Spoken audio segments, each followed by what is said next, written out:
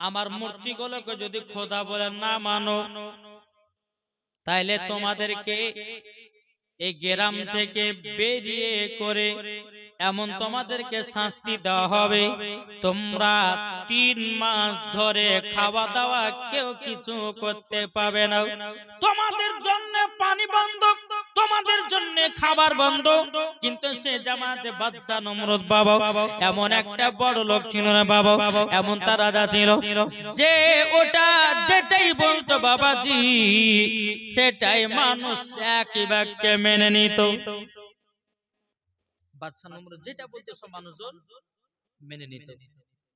এইরকম ভাবে দিন যায় রাত আসে বাবাজি, কেউ কিছু বলার নাই।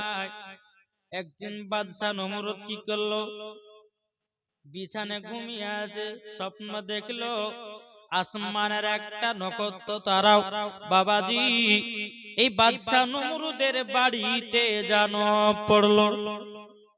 বাদশা নমরুদের কিন্তু ঘুম ভেঙে গেল। সকালবেলা সব বাবাজি পণ্ডিতদেরকে ডাকলো, যারা আপনার স্বপ্নের মানে বলে তাদেরকে ডাকালে আসলে এদিকে তোমরা শুনো। বলে কি হয়েছে?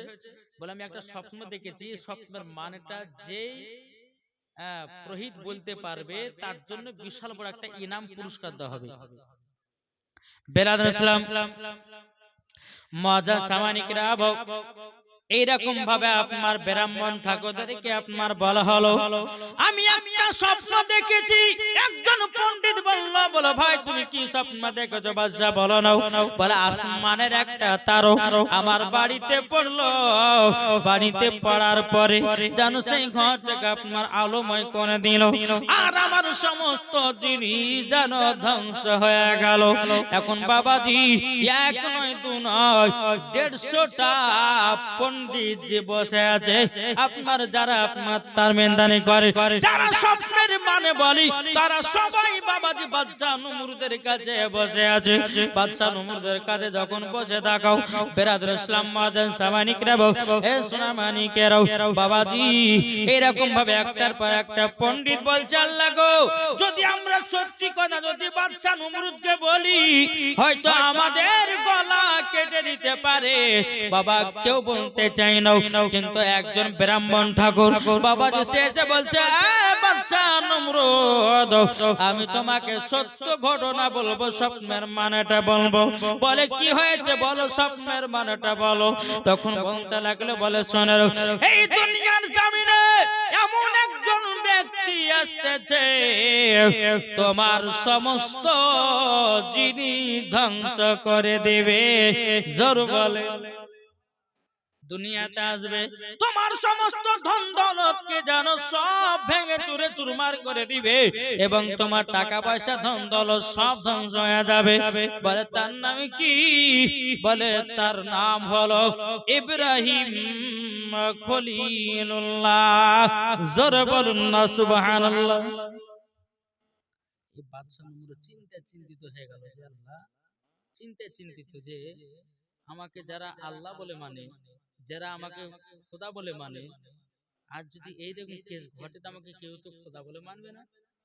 এর কোনো একটা কারাকিদ করতে হবে, যে কোনো একটা নিয়ম কানুন করতে হবে। বাবাজি মুসলমান ভাইরাও এই বাদশা নমরুদ বলল প্রহিত তোমরা শুনে রেখে দাও, তাইলে বলো না ছেলেটা কদিন পর দুনিয়াতে আগমন করবে। সে ব্রাহ্মণ ঠাকুরটা বলতে যে বলে শুনুন গো, ওই ছেলেটা 3 দিনের ভিতরে এই দুনিয়ার জমিনে যেন আগমন করবে। বাবাজি মুসলমান ভাইরাও এ সোনা মানিকেরাও বেরাদার বাদশা বলতে লাগলো, বলো গো ব্রাহ্মণ ঠাকুরেরা তোমরা শুনে রেখে দাও, আমি এই ছেলেটাকে দুনিয়ার জমিনে আসতে দেব না। যদি আসে আমার সমস্ত মাল দৌলত গুলোকে ধ্বংস করে দেবে, সমস্ত মাল পানিকে সব আমার বিচূর্ণ করে দিবে। বেরাদুল ইসলাম মুআজ্জাজ সাবানিকরা এরকম ভাবে আপনার দিন যা রাত আছে। এদিকে বাদশা নমরুদ তার সেনাবাহিনীদেরকে মারলো, এ সেনাবাহিনী তোমরা শোনো, ও সেনাবাহিনী তোমরা শুনে রেখে দাও। বলে কি? বলে এলাকার ভিতরে যতগুলি আপনার কিনা বিবাহিত মহিলা আছে এবং পুরুষ আছে তাদের সবাইকে আমার কাছে ধরে নিয়ে এসো। কি করবেন? বলে ধরে নিয়ে এসো তো। সবাইকে বেটা ছেলে বিড়ি ছেলেকে সবকে ধরে লেসলো, যাদের যাদের বিয়ে শাদী হয়েছে স্বামীদেরকে আলাদা করে দিল আর বউদেরকে আলাদা করে দিল। কেন জানে? বাদশাহ নমরুদ বলছে যে স্বামী স্ত্রীকে এক জায়গায় রাখতে দিব না, মিলনও হবে না, আর ওই ছেলেটা দুনিয়াতে আসতেও পারবে না। আচ্ছা বলুন, আল্লাহ যাকে পাঠাবে, আচ্ছা কেউ রক্ষা করতে পারবে? জি, আল্লাহ যাকে দুনিয়াতে বাঁচিয়ে রাখবে, কাউরের বাপের ক্ষমতা নাই যে তাকে মারবে। আলাদা আলাদা করলো, একদিকে মহিলাদেরকে জেলে ভরে দিল, একদিকে বেড়া জেলে ভরে দিল। ওই আপনার ছেলেদের ভিতরে বাবা আজর ইব্রাহিম খলিলুল্লাহর আব্বা আছে জেলের ভিতরে, আর আপনার ওই জেলের ভিতরে আছে তিনার মা নুনা। আজর বলেন সুবহানাল্লাহ। একদিন রাত যখন বাবা পার হয়ে গেল, এদিকে বেরাদার আজর আপনার বিবির প্রতি ক্ষয়টা আপনার মিটে গেল। বাবাজি মুসলমান ভাইরা সোনা মানিকেরাও, বেরাদার ইসলাম মুআজ্জাজ মানিকেরাও, বেরাদার আমার আল্লাহ পাক আল্লাহ তাআলা বলছো গো আমার ফেরেশতারা যাও যাও আমার বন্ধু খলিলুল্লাহকে দুনিয়াতে পাঠাতে চাই। বেরাদার ইসলাম মুআজ্জাজ মানিকেরাও, এই সোনা মানিকেরাও, এদিকে রাত্রে বেলায় কি করে যে আল্লাহর কুদরতে জেল থেকে আজর বেরিয়ে গেল এবং কিনা তিনার বিবি নুনাও তিনি আপনার কিনা জেল থেকে বেরিয়ে আসে বাবাজি, তাদের ভিতরে একটা মিলন ঘটলো বাবা। মিলন ঘটার পরে বেরাদার ইসলাম মুআজ্জাজ মানিকেরাম বাবা 3 দিন যখন পার হয়ে গেল, 3 দিন পার হয়ে যাওয়ার পরে এদিকে আপনার বাদশা সমস্ত আপনার ব্রাহ্মণ ঠাকুরদেরকে ডেকে নিয়ে এসেছে। ডেকে নিয়ে আসার পরে বলতেছে, ওগো ব্রাহ্মণ ঠাকুর তোমরা বলো বলো বলো ওই ছেলেটা দুনিয়াতে এসেছে না কি হয়েছে? সত্যি করে বলো ছেলেটা দুনিয়াতে এসেছে না কি হয়েছে? তখন বাবাজি পণ্ডিতেরা আপনার কিনা কিতাবখানা খুলে দেখলো, আপনার স্বপ্নের চাবিটা দেখলো, বলে বাদশা নমরুদ ওই ছেলে তো দুনিয়ার সরজমিনে তিনার মায়ের গর্ভে চলে এসেছে। জোরে বলেন না সুবহানাল্লাহ। বাদশা নমরুদ বলতেছে এত আটকানোর পর তার মায়ের গর্ভে আসলো কি করে?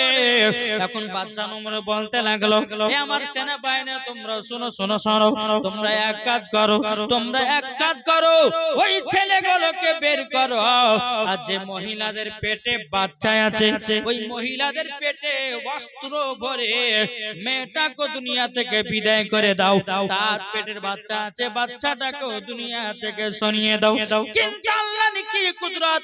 আদর বলছে বলে বিবিরা তুমি সন্তান নিয়ে একটা গভীর জঙ্গলে চলে যাও, যেন বাদশা নমরুদ তোমাকে না মারতে পারে।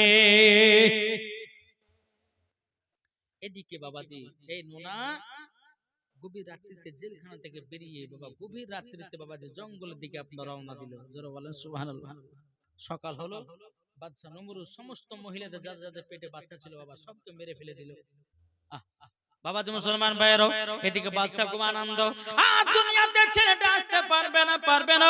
আবার বাদশা রাত্রে বেলা আরাম করতেছে, আবার স্বপ্ন দেখলো, বলে আরে বাদশা নমরুদ রে, এ বাদশা নমরুদ তোকে জব্দ করার জন্য আমার ইব্রাহিম খলিলুল্লাহ দুনিয়াতে আগমন করবে। জোরে বলেন না সুবহানাল্লাহ। এ বাবাজি মুসলমান ভাইরা সকাল যখন হলো বাবা, এদিকে আপনার ইব্রাহিম খলিলুল্লাহর মা আপনার নুনা আপনার জঙ্গলেতে বসে বাবাজি দুই চোখের পানি ঝরায়া ঝরায়া কান্না করে। কিন্তু এই নুনার ভিতরে বাবাজি খোদার ভয় ছিল, কিন্তু বলতে চাল লাগো ওগো রব্বুল আলামিন আপনার কাছে একটা আবেদন করি, আমার গর্ভে আছে একটা পুত্র সন্তান, আল্লাহ গো এই বাচ্চাটাকে যদি আমি ঠিক মতো মানুষ না করতে পারি আমার জীবনটা তো বেকার হয়ে যাবে। বেরাদার ইসলাম মুআজ্জাজ মানিকেরাও, জঙ্গলের ভিতরে একদিন নাই দুদিন নাই 3 দিন নয় বাবা এইরকম ভাবে 1 মাস কাটালো। 1 মাস 2 মাস 3 মাস 4 মাস এইরকম করে নিয়ে বাবাজি সোনা মানিকেরাও এ নুনার গর্ভে থেকে বাবাজি দুনিয়াতে জন্ম নিল ইব্রাহিম খলিলুল্লাহ। জোরে বলুন না সুবহানাল্লাহ।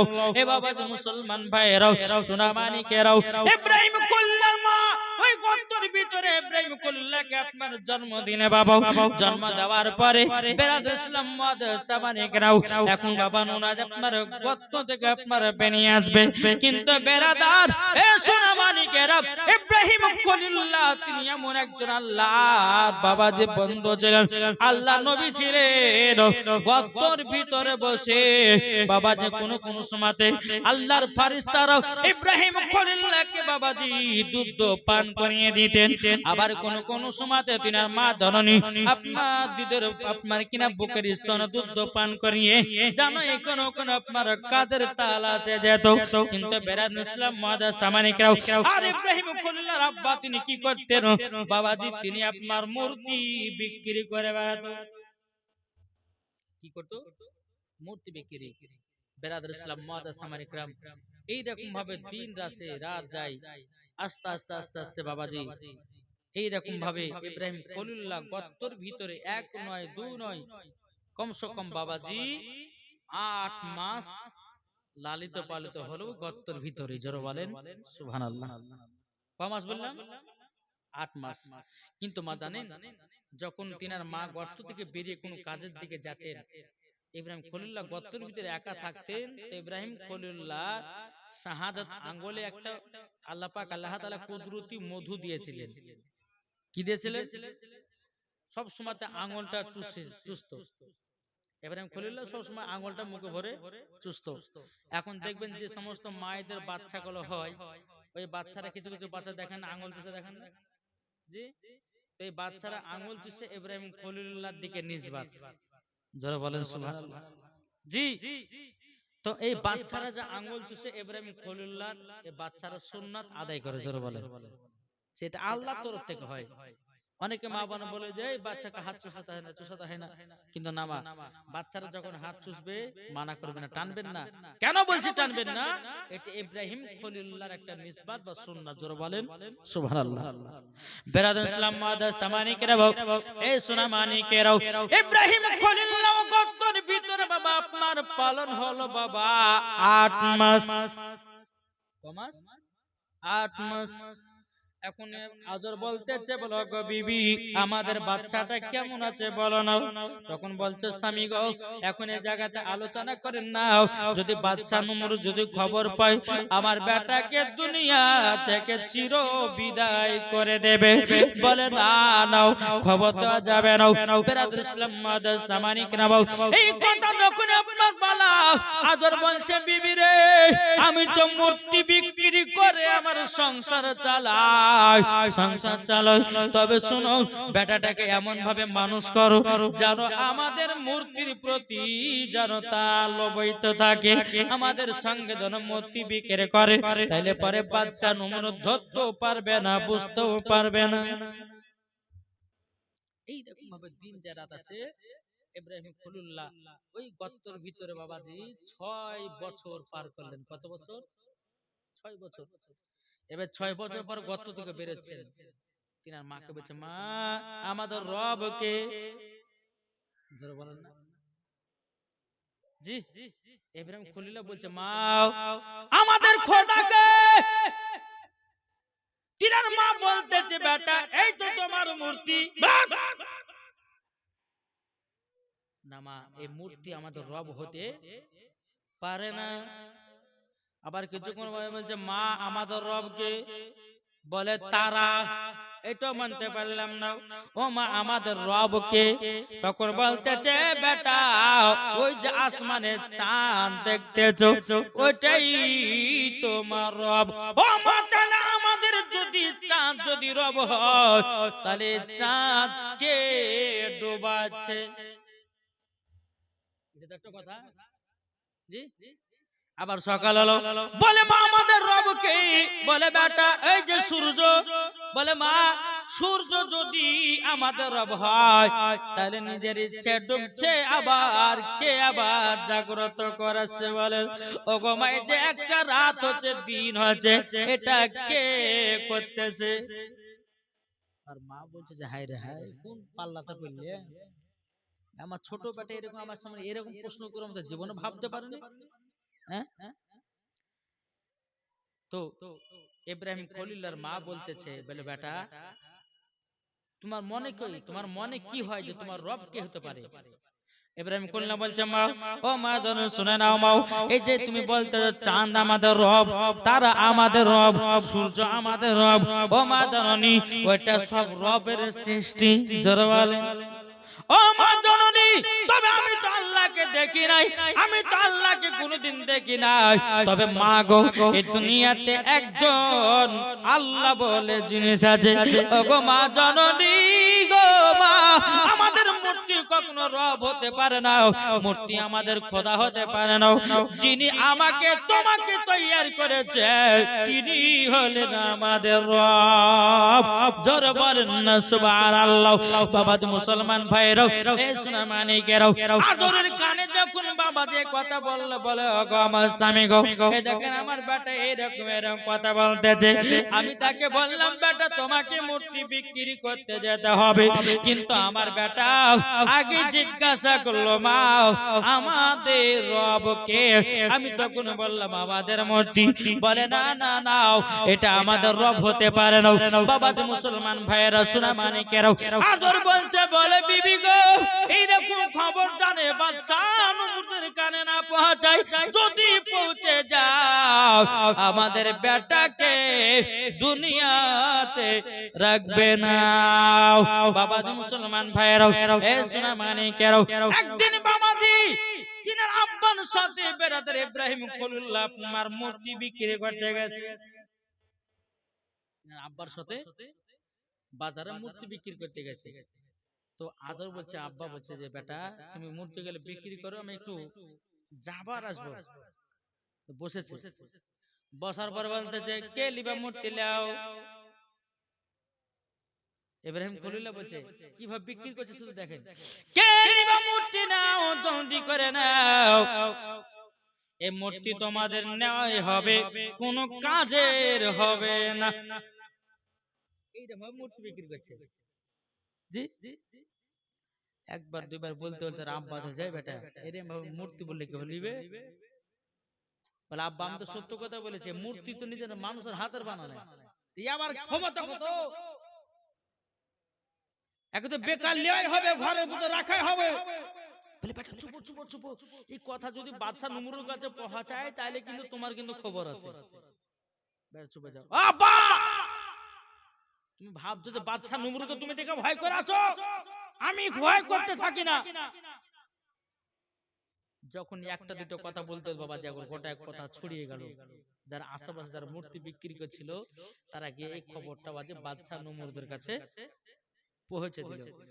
এরকম ব্যাপার, একটা বাচ্চা ছেলে বলে বিক্রি করছে মূর্তি, বলে কে নিবা মূর্তি নাও, এই মূর্তি কিনাই হবে কিন্তু কোনো কাজের হবে না। যে মূর্তি খেতে দিতে পারে না, যে মূর্তি কথা বলতে পারে না, যে মূর্তি হাত ভেঙে গেলে পরে জোড়া লাগাতে পারে না, সে আমাদের রব হয় আবার কি করে? কি গো ঠিক না? এখন বাদশা নমরুদ বলছে যে কি কথাটা বলেছে, বাচ্চাটাকে ধরে নিয়েছে, যাও। আদরের কানে পৌঁছালো যে তোমারই বেটা? বলে হ্যাঁ। বলে বাদশা নমরুদ দেখেছে ইব্রাহিম খলিলুল্লাহর বয়স তখন বাবার 8 বছর। কত? 8। টুকটু টুটু করে বাদশার কাছে গেল, বাদশাকে বলতে চায়, বলে এ বাচ্চা ছেলে তুমি নাকি বলেছে মূর্তি বিক্রি করো, নাও, কিন্তু মূর্তি কোনো কাজের হবে না, এই মূর্তিকে রব বলে মানা যাবে না, যে খেতে দিতে পারে না, যে পড়তে দিতে পারে না, যে কথা বলতে পারে না, সে আমাদের রব হয় কি করে? তুমি নাকি কথা বলেছো? ইব্রাহিম খলিলুল্লাহ বলতেছে, বলে হাও আমি তো বলেছি। কেন বলেছি? হ্যাঁ বাদশা নমরুদ, বলো তুমি তো নিজেকে খোদা বলে দাবি করো, তুমি তো সমস্ত মানুষদেরকে আপনার কিনা মূর্তি পূজা করাতেছো, তবে শুনে রেখে দাও, মূর্তি তো বানানো মানুষের হাতে বানাও, আর তুমি কেন মানুষদেরকে তার ইবাদত করতে বলতেছো? ব্রাদার ইসলাম বাদশা মানিকরাও, বাদশা নমরুদ বলছে, ও সেনাবাহিনীর শুনো, এই সামান্য 8 বছরের ছেলে আমার মুখের উপরে কথা বলতেছে। আজ পর্যন্ত মিশরের শহরে কেউ আমাকে এইরকম ভাবে বড় কথা বলতে পারে না, এরকম ভাবে কেউ ধমকে ধমকে কথা বলতে পারে না। কিন্তু বাবা যে মুসলমান ভাইরা শোনা মানে কেন, এখন বাদশা নমরুদ বলতেছে, ইব্রাহিম তুমি ভিতরে এসো। কিন্তু বাবাজি বাদশা নমরুদের কাছে যে ব্যক্তি যাক না কেন, মাথা নিচু করে ইব্রাহিম কল্লা কলতে মাথা নিচু করেনি, ডাইরেক্ট হয়ে গেছে। বাদশা নমরুদ যাই, তুমি জানো আমার গেটে, মেন গেটে তুমি ঢুকলে কিছু বললাম না, তুমি আমার ঘরে প্রবেশ করছো, আমার ঘরে যেই আমার সেনাবাহিনী ঢুকুন না কেন আমার কাছে মাথা নত করে তারপরে ভিতরে যে তুমি কেন করলে না, তুমি কেন মাথা নত করলে না, কেন আমাকে সেজদা করলে না? ইব্রাহিম খোল্লা বলতেছে, হ্যাঁ তোমাকে সেজদা করবে কিসের জন্য, তুমি কে? জোরে বলো না সুবহানাল্লাহ। তুমি কে যে তোমাকে আমি সেজদা করব? বাদশা নমরুদ বলছে, বাপ রে এইটুকু ছেলের এইটুকু আমার, যেরকম বা মুসা কালিমুল্লাহ, আপনার তো ঘটনা জীবনে শুনেছেন, শুনেন জি? মুসা কালিমুল্লাহ বাবাজি মুসলমান বাদশা নমরুদ ফেরাউনের কাছে গেছে, যাওয়ার পরে বাবাজি হ্যাঁ ফেরাউন আপনার নিয়ে আদর করতেছে, আদর করতে করতে করতে যেমন গালে একটা চুমা দিয়ে একটা থাপ্পড় মেরেছে, ওকে 7 দিন জ্বরে ফেলে রেখেছে। এই হচ্ছে নবী পাওয়ার। আর সমস্ত নবীদের মধ্যে রাগ ছিল মুসা নবীর রাগ। জি, এতদিন রাগ ছিলেন, জালালি রাগ। একটা থাপ্পড় মেরেছে তো বাদশা ফেরাউনকে 7 দিন জ্বরে ফেলে রেখেছে। 7 দিন পরে বলতেছে আমি কোথায় আছি এখন, একটা চড় খেয়েছে। তাহলে বলুন এই নবীদের হাতে পাওয়ার আছে কে দিয়েছে? আল্লাহ, আল্লাহ দিয়েছে। জোরে বলো সুবহানাল্লাহ। এখন বেরাদার ইসলাম একবার দুরূদ শরীফ পাঠ করেন, আল্লাহুম্মা সাল্লি আলা মাওলানা মুহাম্মদ ওয়া আলা আলি মাওলানা মুহাম্মদ সাল্লাল্লাহু তাআলা আলাইহি সাল্লাম। বাবা যে মুসলমান ভাইরাও, এ সোনা মানিকেরাও, চল বাবা যে আগে যাই রে বাবা। এখন বাদশা ফেরাউন নমরুদ বলতেছে, এ বাচ্চা ছেলে বলো তুমি আমার কাছে মাথা নত করলে না কেন? তখন আপনার ইব্রাহিম কল্লা বলতেছে, এ বাচ্চা নমরুদ তোমাকে মাথা নত করবে কেন? বাচ্চা নমরুদ বলে যে আমি এখানকার সবারই নেতা, আমি হলাম রব, আমাকে খোদা বলে সবাই মানে। বলে আমি তোমাকে খোদা বলে মানি না, আমি তোমাকে আল্লাহ বলে মানি না, আমার রব হবে যিনি আমাকে বানিয়েছে, তিনি হবে আমার রব। জোরে বলেন না সুবহানাল্লাহ। বাবা যে মুসলমান ভাইরা, এ সোনা মানিকেরাও, যখন বাবা যে কথা বলার পরে বাদশা নমরুদ বলতেছে, বাচ্চা তোমার বাবার নাম কি বলো? তখন বলল আমার আব্বার নাম হলো আজর। বাদশা নমরুদ মনে মনে হয় যে এই ছেলেটার কথা বলেছিল কি স্বপ্নতে, যে আমার সমস্ত রাজপ্রাসাদকে ধ্বংস করবে, এই নাকি? এই একে ধরে রাখো, ধরে রাখে ওকে 7 দিন পর্যন্ত ওকে জেলের ভিতর ভরে রাখো, দেখি ওকে কে খাওয়ায়। আমি যদি ওকে না খাওয়াই তো ওকে, ওর যদি আল্লাহ থাকে তো আল্লাহ খাইয়ে দিবে কি? ঠিক আছে। ইব্রাহিম কোন লাগে কি কোন জেলের ভিতরে ভাঙলো, একদিন চলে গেল, দুদিন চলে গেল, বাবা যে গভীর রাত্রিতে বাবা যে আল্লাহ আল্লাহর জিকির করতেছে, বাবা জামাল্লাহ পাক আল্লাহ তাআলা বলতেছে, বলো গো আমার ফেরেশতারা জলদি করে যাও, ইব্রাহিম খলিলুল্লাহকে যে গর্তের ভিতরে আমি 1 নয় 2 নয় 6 বছর ধরে লালন পালন করেছি, ও ফেরেশতা যাও এইরকম ভাবে জেলের ভিতরে যাও, যাওয়ার পরে তিনার কুদরতি খাবার গুলো দিয়েছ, আমার বন্ধু খলিলুল্লাহর যেন কোনো কষ্ট না হয়। জোরে বলো। এই বাবা যে মুসলমান ভাইরা, ওগো আমার সোনা মানিকেরাও, ইব্রাহিম খলিলুল্লাহ বাবাজি গভীর রাত্রিতে এত জান্নাতি খাবার পাও, সকাল বেলায় বাবাজি ইব্রাহিম খলিলুল্লাহ সমস্ত খাবার গুলো ফেলিয়ে ফেলিয়ে বাবাজি রাখতেছে জেলের ভিতরে। বাদশা নমরুদ বাপমা দেখতে যে কি ব্যাপার, একে খাবার কে দিচ্ছে? এই সেনাবাহিনী তোমরা কি খাবার দিচ্ছ ও বাচ্চাটাকে? না, আমরা কোথায় খাবার পাবো এত সুন্দর সুন্দর খাবার? বাদশা নমরুদ আপনার জেলের কাছে গিয়েছে, যাওয়ার পরে দেখতে যে বাবা যে খাবার গুলো মানে ফেলি রেখেছে বাবা, খুসা গুলো, হ্যাঁ, বেদানা, আপেল মানে জান্নাতি ফল, যে খুসা গুলো ফেলি রেখেছে, এত সেন্ট করছে। এখন এই বাদশা নমরুদ আপনার কি করেছে, খুসা গুলোকে নিয়ে লাকে যেমন খবরদার তুমি জান্নাতের সেন্ট শুনবা না। জোরে বলেন সুবহানাল্লাহ। বলছে জান্নাতে তুমি তুমি ইব্রাহিম খলিল্লাহ যখন এই কথা বলেছে বাদশা নমরুদ, যে তুমি কি পাগল হয়ে গেছো? হ্যাঁ, জান্নাত কোথায়? আর তুমি বলছো জান্নাতের সেন্ট নিবে না, মানে বলে শোনো, এটা আমার আল্লাহ পাক আল্লাহ তাআলা ফেরেশতারা আমাকে জান্নাতি খাবার দিয়ে গেছে, তোমার মতো মানুষ জান্নাতের সেন্ট শোনার কোন দরকার নেই।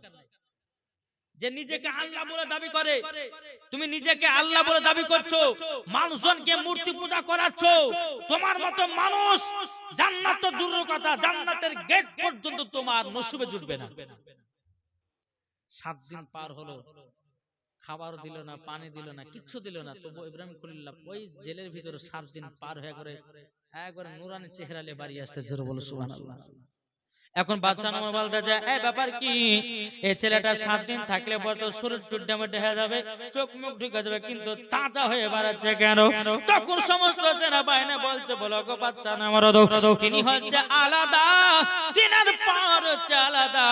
বেরাদ মুসলিম বাদশা সামানিকরা এই সেনাবাহিনীরা ইব্রাহিম খলিল্লাহকে বাবাজি ওখান থেকে আপনার ছেড়ে দেওয়া হলো। আর বাদশা নমরুদ বলতেছে গো তোমরা শুনে রেখে দাও, শুনে রেখে দাও, এই ছেলেটাকে তোমরা সব সময় নজর রাখবা, একে কোন সময় ফাঁকে দেওয়া যাবে না। বাবাজি মুসলমান ভাইরাও এই সেনাবাহিনীরাও এখন বেরাদার ইব্রাহিম খলিল্লাহ বাড়িতে এসেছেন, আসার পরে তিনি আব্বাকে বলছে আব্বা আপনি মূর্তি বিক্রি করছেন কেন? তখন তিনি আব্বা মুখখান ধরে বলছে বেটা চিল্লায় না, যদি বাদশা নমরুদ শুনতে পায় আমাদের কার খেতে পেনতে দেবে না। বলে আব্বা বাদশা নমরুদ আমাদের খাওয়ার জন্য নয়, খাবারের মালিক কে? আমার ইব্রাহিম খলিল্লাহ বলতেছে বলে আব্বা গো খাবারের মালিক কে? এ বলতেছে বাদশা নমরুদ খাবারের মালিক হলো আমার আল্লাহ। জোরে বলে। এখন তিনি আব্বা বলছে বেটা তুমি আল্লাহ বলে করতে কি পেলে? তিনি আব্বার সাথে কথা কাটাকাটি করছে, তখন সবাই মূর্তি পূজালে পাগলা। জি কোথায় পাইলে তুমি?